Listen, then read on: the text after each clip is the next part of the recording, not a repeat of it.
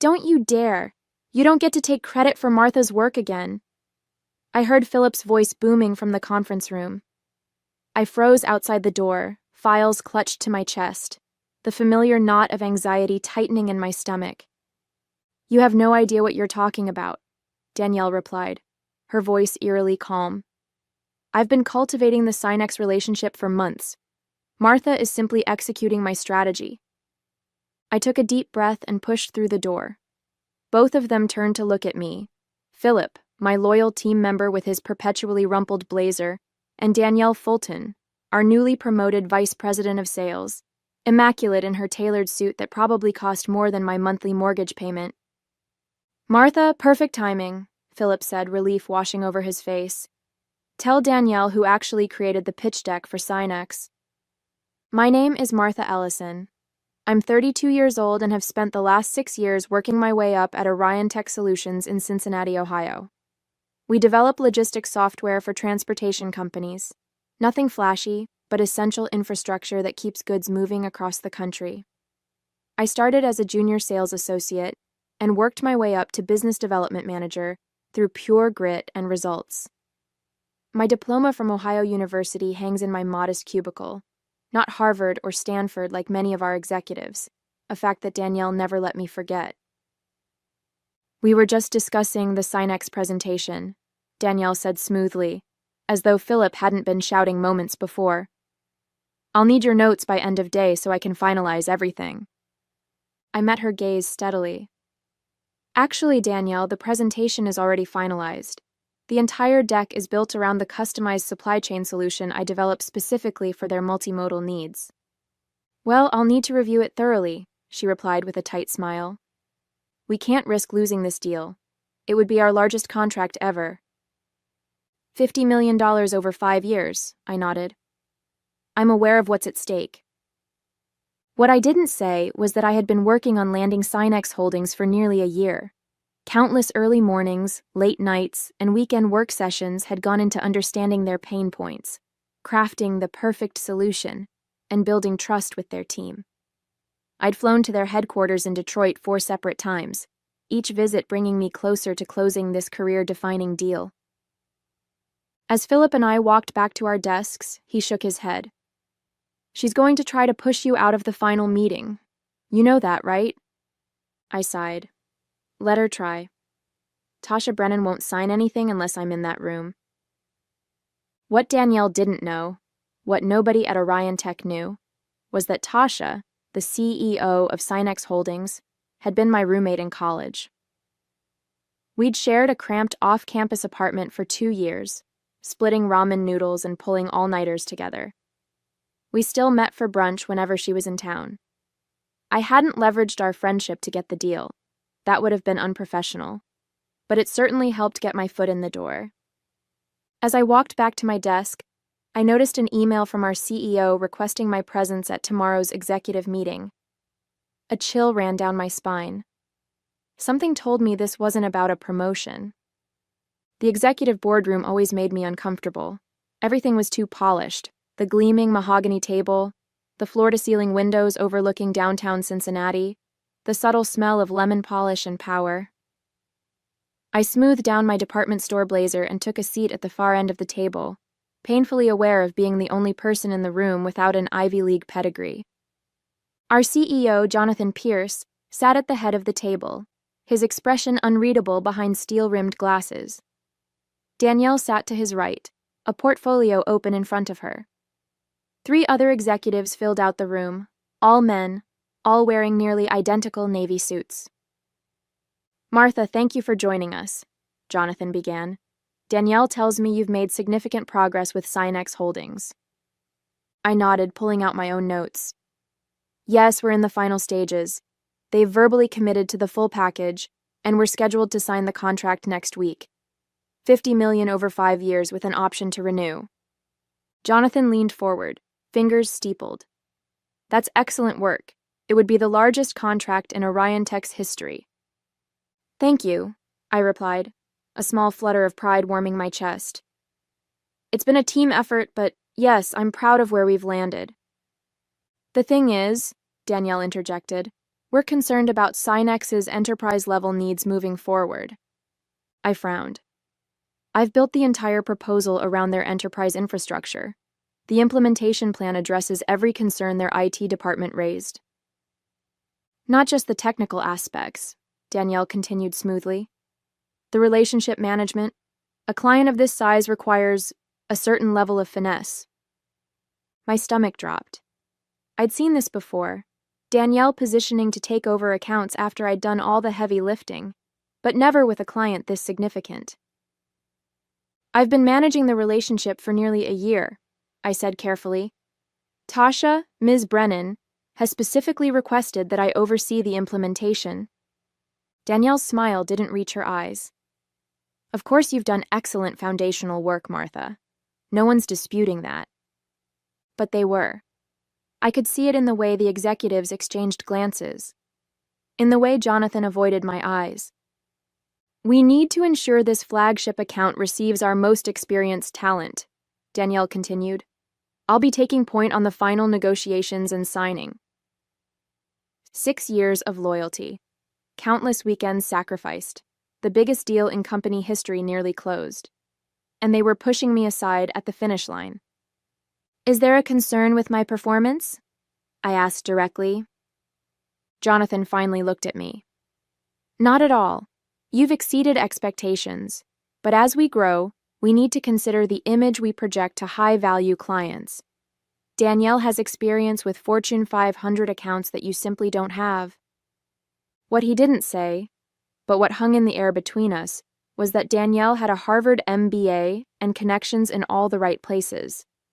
I had a state school diploma and results. Somehow results weren't enough anymore. The next week passed in a blur of forced smiles and late nights. I handed over all my Synex files to Danielle, briefed her on every conversation I'd had with their team, and even drafted talking points for the final meeting. I did everything asked of me with professional courtesy, even as resentment burned in my chest. On Friday afternoon, with the contract signing scheduled for Monday morning, I received another calendar invitation from Jonathan. Another executive meeting, this time with HR copied. My heart sank. I knew what was coming, but it still felt like a bucket of ice water when I walked into the room and saw the manila folder sitting in front of my chair. Martha, thank you for your contributions to Orion Tech, Jonathan began, his corporate mask firmly in place. As you know, we're constantly evaluating our organizational structure to ensure we're positioned for the next phase of growth. I remained silent, waiting for him to get to the point. Beside him, Danielle had the decency to look slightly uncomfortable. We've decided to restructure the business development department, effective immediately, he continued. Unfortunately, your position has been eliminated. The words hung in the air between us.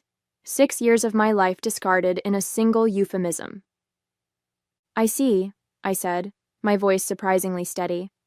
May I ask why now, days before closing the largest contract in company history?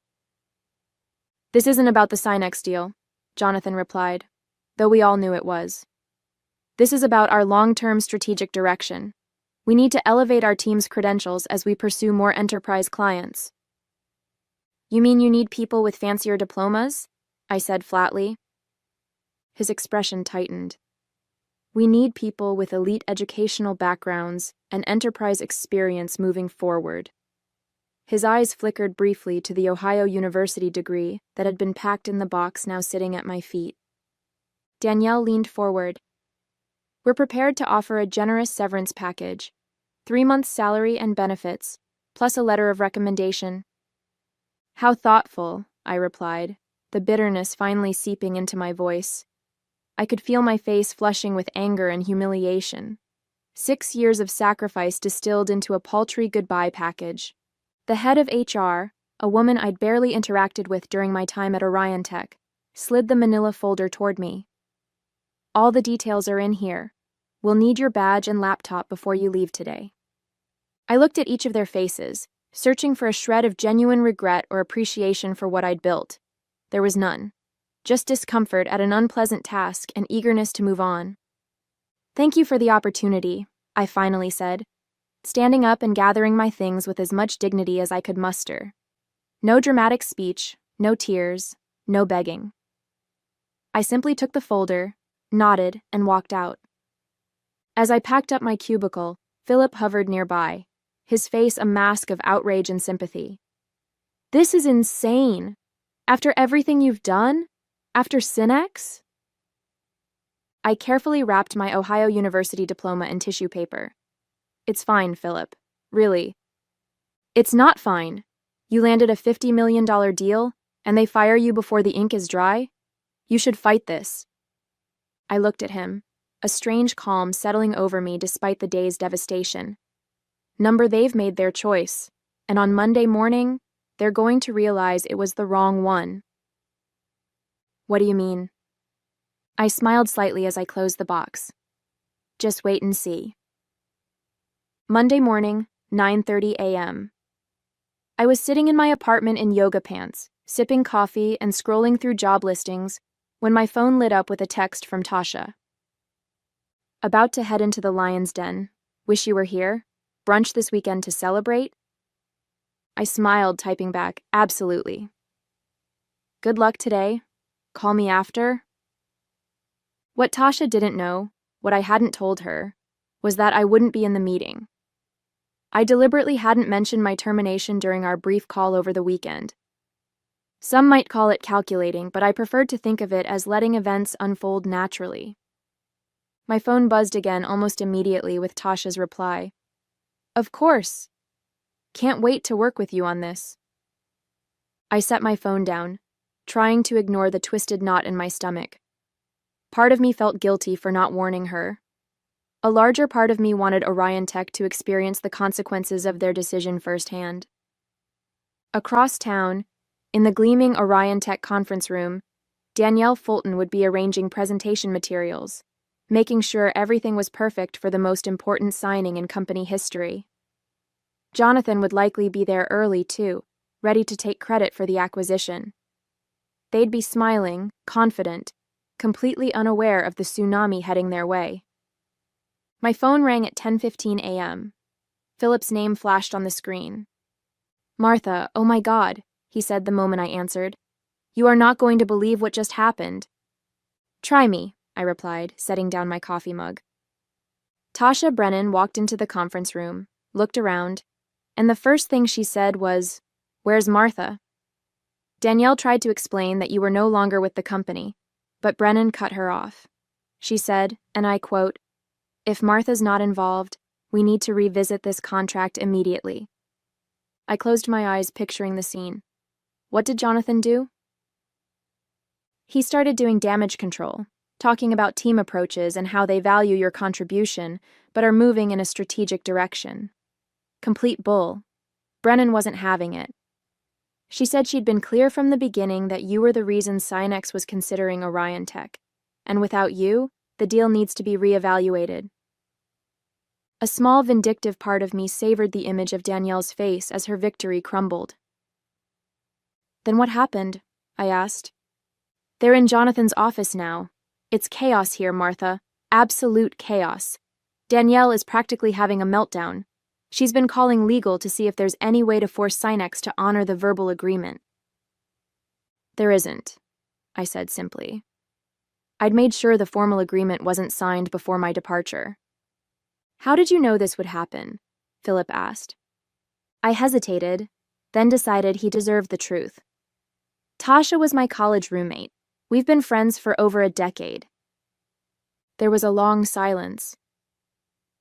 "And Orion Tech had no idea," he finally said, something like awe in his voice. "They never asked. They saw my state school diploma and assumed I couldn't possibly have valuable connections." "So what happens now?" It was the question I'd been wrestling with all weekend. Part of me wanted to watch Orion Tech implode without the Synex deal. Another part, the professional who'd given 6 years to this company, couldn't completely abandon ship. "That depends on what they do next," I replied honestly. I didn't have to wait long to find out. Within an hour, my phone was blowing up. 3 missed calls from Danielle, 2 from Jonathan, a text message from an unknown number that turned out to be the head of HR, all with increasing levels of panic and forced politeness. I let them stew for another hour before finally answering Jonathan's fourth call. "Martha," he said, relief evident in his voice. "We need to talk." "I'm listening," I replied, keeping my tone neutral. "There seems to have been a misunderstanding with Sinex. Ms. Brennan is under the impression that you're essential to the deal." "That's not a misunderstanding, Jonathan. That's a fact." There was a long pause on the other end of the line. I could almost see Jonathan removing his glasses, pinching the bridge of his nose the way he did when negotiations weren't going his way. "Perhaps we acted hastily on Friday," he finally said. "We'd like to discuss bringing you back to oversee the Sinex implementation." I laughed, unable to help myself. "You fired me 3 days ago because I don't have an Ivy League degree. Now you want me back because you're about to lose $50 million. That's not," he began, but I cut him off. "It is exactly what happened, Jonathan. Let's not pretend otherwise." Another long pause. What would it take, Martha? To come back and salvage this deal? I'd spent the weekend considering this very question. At first, fueled by hurt and anger, I'd imagined demanding an outrageous salary, Danielle's job, public apologies. But as the initial sting faded, clarity emerged. I didn't want to return to a company that had discarded me so easily. No amount of money or title could repair that broken trust. "Nothing," I replied simply. "I'm not interested in coming back." "Everyone has a price," Jonathan insisted. "Name yours. Vice president title, equity, both?" "This isn't about money or titles. This is about respect. You showed me exactly how much you value my contributions on Friday afternoon. I admit we handled the transition poorly." "Transition?" I interrupted, my voice rising despite my efforts to remain calm. "You fired me days before closing the biggest deal in company history because my diploma didn't have enough Ivy on it. That's not a transition, Jonathan. That's elitism, plain and simple." The line went quiet again. When Jonathan spoke, his voice had lost its executive polish. "Tasha Brennan is threatening to walk. We're talking about $50 million, Martha. The board is having an emergency meeting this afternoon. That sounds like a problem for you and Danielle to solve with your elite degrees." "Please?" he said, and I was startled to hear actual desperation. "Just come to a meeting. Name your terms. Whatever you want." I thought about Tasha sitting in that conference room, defending me when I wasn't there to defend myself. I thought about all the late nights I'd worked while Danielle left at 5 sharp. I thought about the subtle digs at my state school education, the promotions that went to less qualified people with better pedigrees, the constant need to prove myself over and over again. "I'll think about it," I finally said, not quite ready to close the door completely. "But in the meantime, you should know that Tasha has integrity. If she says the deal depends on my involvement, then it does." I hung up before he could respond, my heart pounding. The phone rang again immediately, but I let it go to voicemail. Then a text appeared from Tasha. "These people are unbelievable. They fired you? After everything you did to land this account? I'm furious. Call me ASAP." I smiled despite myself and called her back. "Martha," she exclaimed upon answering. "What the hell happened? Why didn't you tell me they let you go?" "I wanted to see what they'd say," I admitted. "Whether they'd own up to it or try to hide it." "Well, they tried to spin some garbage about restructuring and strategic vision, but I wasn't buying it. The arrogance of these people. As if I wouldn't notice you were gone."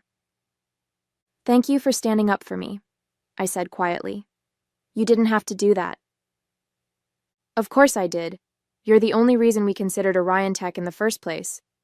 Their solution isn't even the best on the market, but you convinced me you could make it work for our needs." I hesitated before asking the question that had been hovering in my mind. "So what happens now? With the contract?" Tasha's voice took on the sharp, decisive tone I recognized from our college days when she'd decided something important.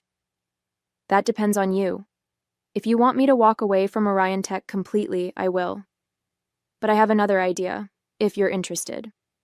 I'm listening. You remember Gregory Wilson? He was a year ahead of us, economics major?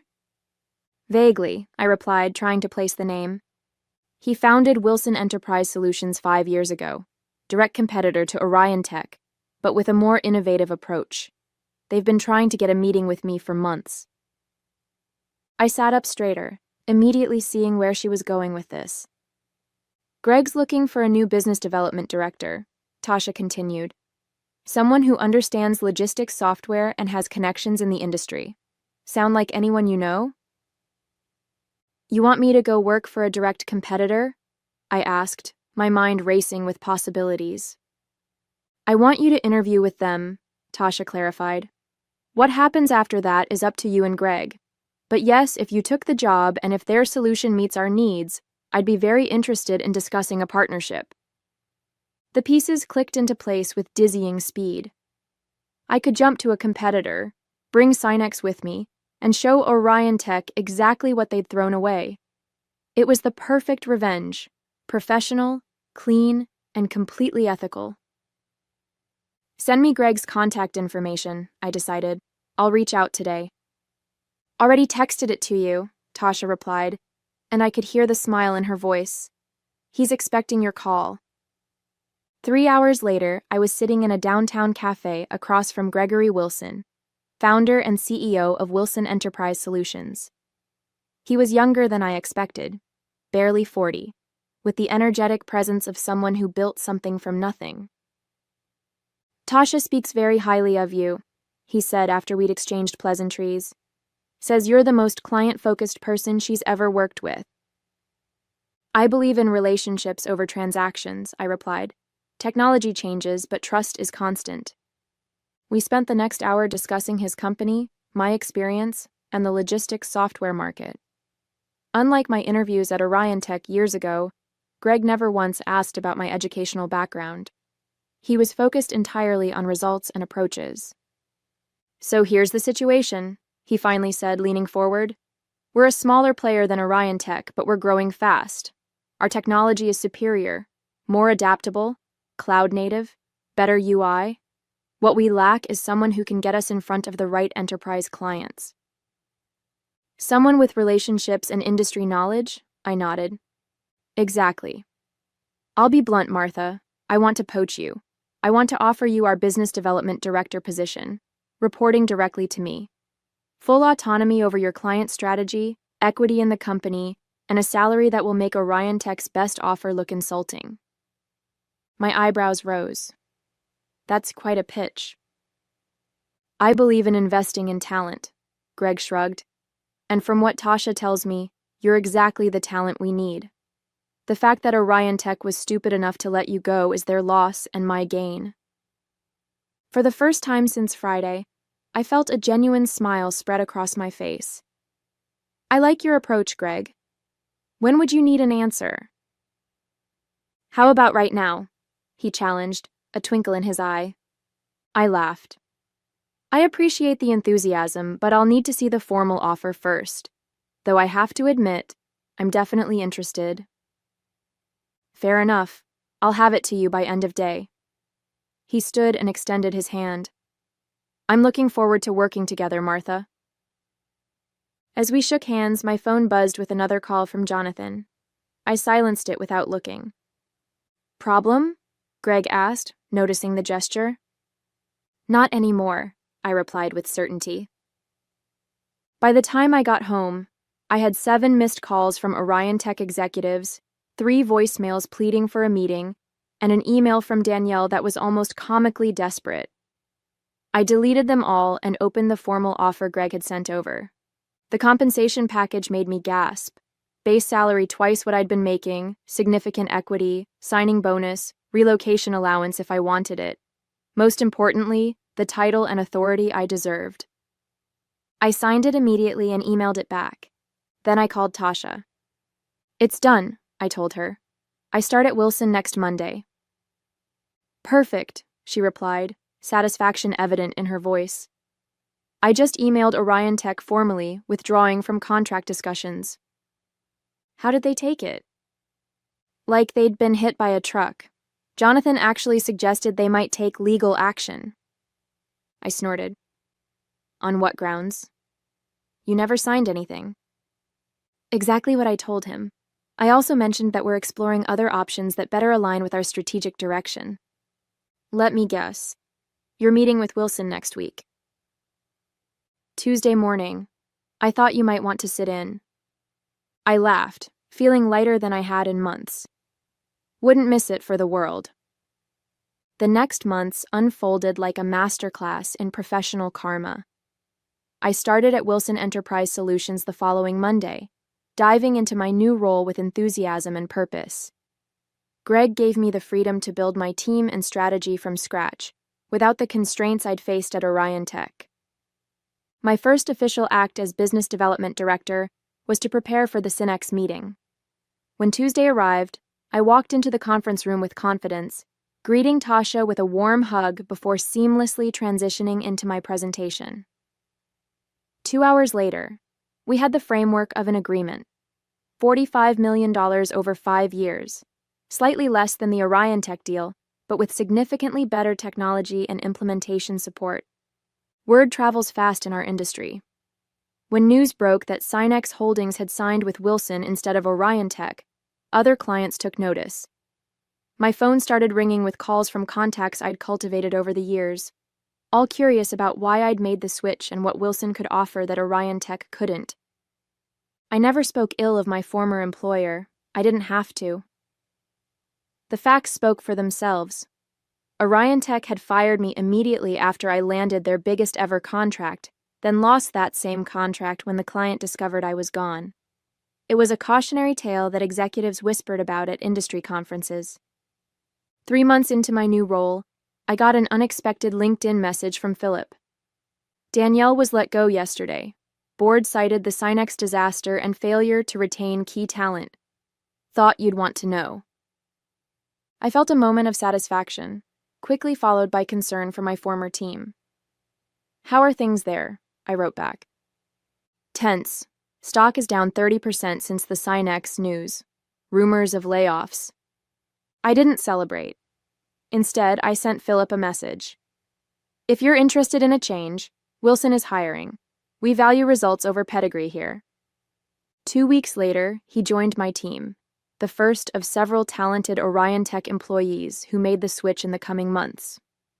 1 year after my unceremonious firing, Wilson Enterprise Solutions had grown by 150%. Our client roster included 3 former Orion Tech flagship accounts, including Synex Holdings. My team, now 15 strong and growing, was a diverse mix of backgrounds, educations, and experiences, united by their drive and client focus. I just wrapped up our quarterly planning meeting when my assistant said Greg wanted to see me. I found him in his office, reviewing financial projections with a satisfied expression. The board meeting went well? I asked, taking a seat. Greg looked up with a grin. Extremely. We're on track to surpass Orion Tech in market share by Q3. That's ahead of projections. It is, largely thanks to you and your team. He pushed a folder across the desk, which is why I wanted to discuss this with you first. Inside was a press release draft announcing my promotion to Chief Revenue Officer, effective immediately. Greg, I don't know what to say, I managed, genuinely surprised.